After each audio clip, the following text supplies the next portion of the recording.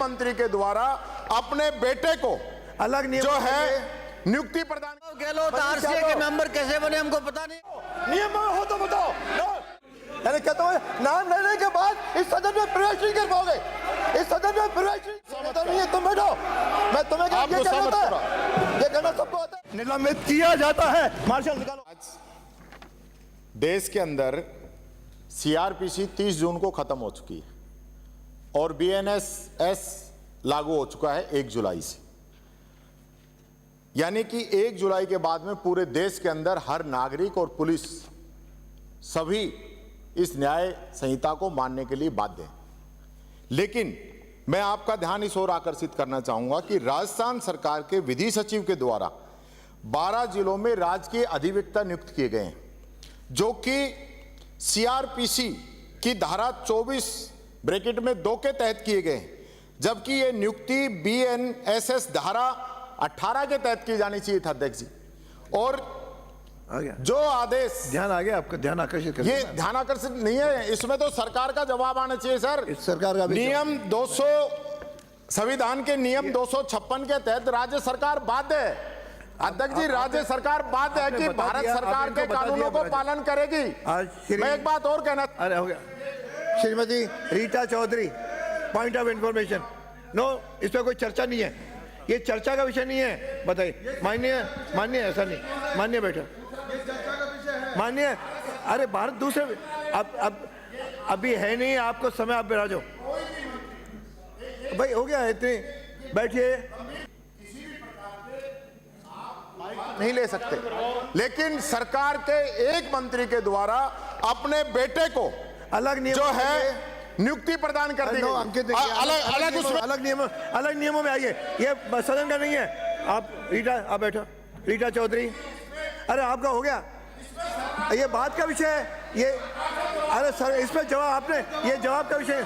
अरे नियमों में आइए, ये नियमों में नहीं है, ये नियमों में नहीं है। सॉरी, मैंने आगे समझ नहीं लगा। आप नियमों में आइए। बोलिए। नहीं तो हो गया। नियमों में आइए, नियमों में आइए। मंत्री का बेटा होना कोई अपराध नहीं है, नियमों में आइए। उसकी अपनी योग्यता से बना होगा।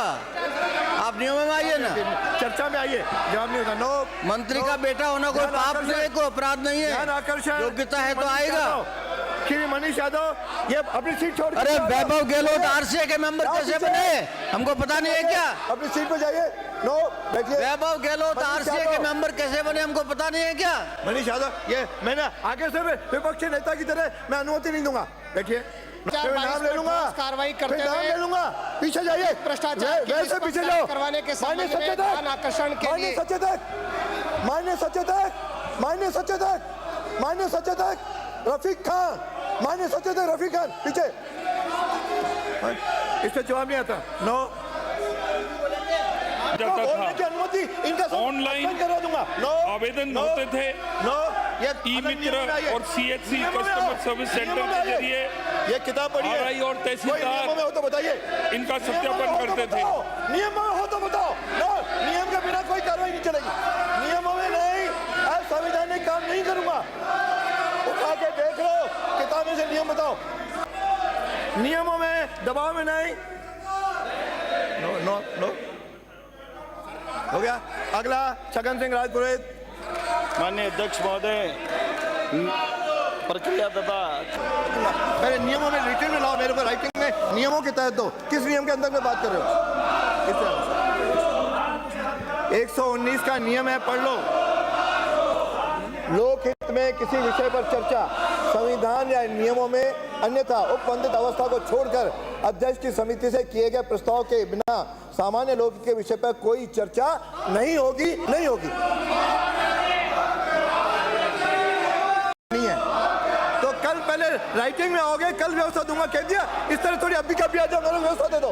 मैं दबाव में नहीं देने वाला हूँ। No, not at all. No, आना जाओ या बैठना है बैठो। आपके सभी के पास, एक सेकंड, इसके पास सभी के पास एक किताब है।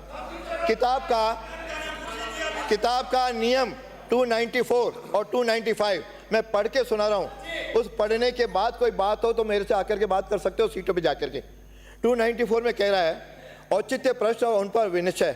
औचित्य प्रश्न इन नियमों के या संविधान के ऐसे अनुच्छेदों के जिनसे सदन का कार्य विनियमित होता है, निर्वचन या प्रवर्तन के संबंध में होगा और उसके द्वारा ऐसे प्रश्न उठाया जाएगा जो अध्यक्ष के संज्ञान में हो।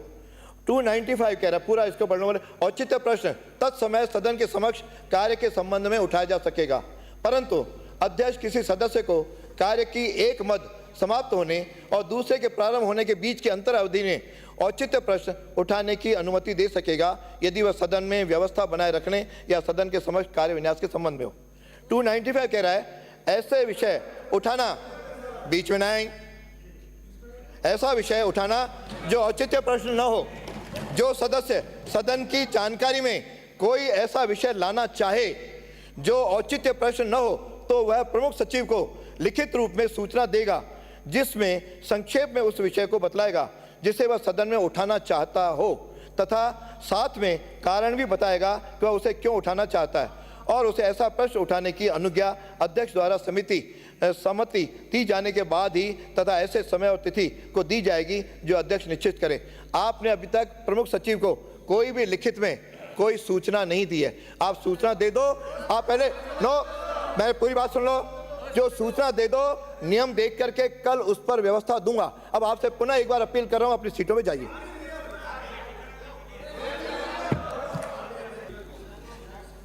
ये विधानसभा नियम प्रक्रिया से चलती है, बात सही है।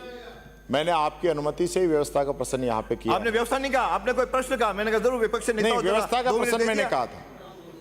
इसी के जो नियम 119 है जो ये कह रहा है कि लोकहित के किसी विषय पर चर्चा, संविधान या इन नियमों में अन्यथा उपबंधित अवस्था को छोड़कर अध्यक्ष की सम्मति से किए गए प्रस्ताव के बिना सामान्य लोकहित के विषय पे कोई चर्चा नहीं होगी।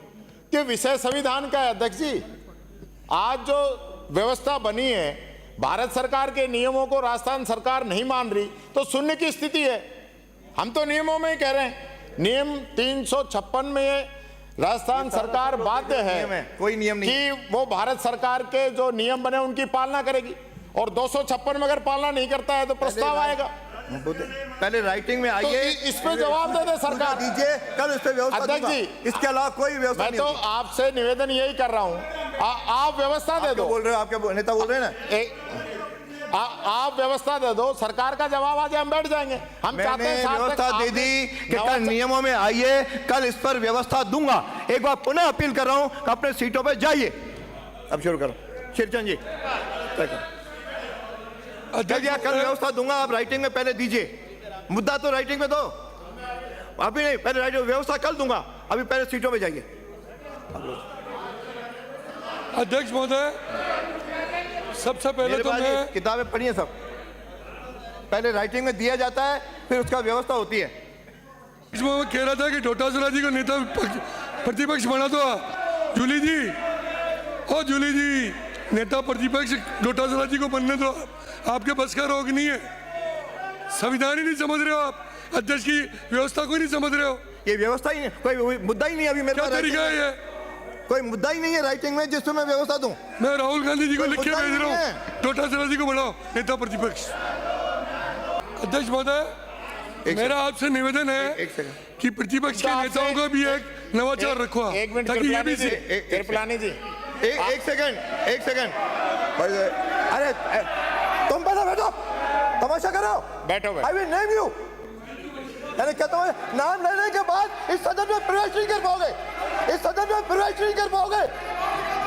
माननीय माननीय प्रतिपक्ष नेता, मैं अभी निकलवाने का नाम ले रहा हूँ। प्रस्ताव लाइए संसदीय मंत्री। अरे बैठो संसदीय मंत्री, मैं प्रस्ताव ला रहा हूँ,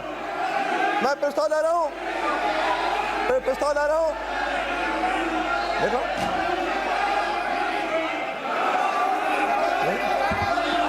तुम सदन में हाकम